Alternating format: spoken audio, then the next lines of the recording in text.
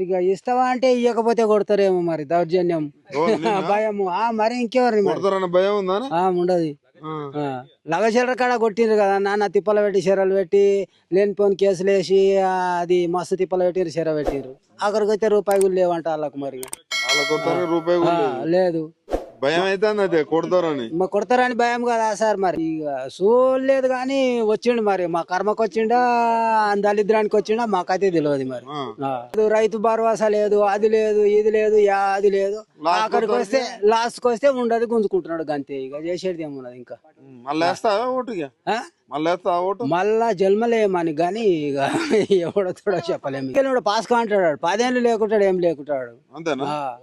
వేసేది లేదంట వేసేది ఏం లేదు మీ భూముల కోసం ఏం చెప్తావు మరి నువ్వు మా భూముల కొరానికి వచ్చి భూములు ఇయ్యరని అంటే ఏం చెప్తావు చెప్పు తీసుకొని కొడతామని చెప్తాం అంతేనా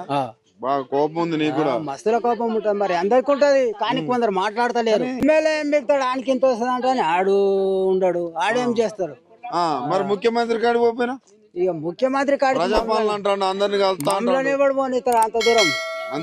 పోతే చెప్పులు తీసుకొని కొట్టే లెక్కనే గాని పోనీయరు పోతే మాత్రం చెప్పులు తీసుకొని కొట్టే అంతే అంత కోపం ఉంది అంత కోపం మరి కోపం లేకపోతే ఏముండదు జరంత భూమి జరంత లెక్క నా బతుకుదేరు అంతా నాశనం చేస్తున్నాడు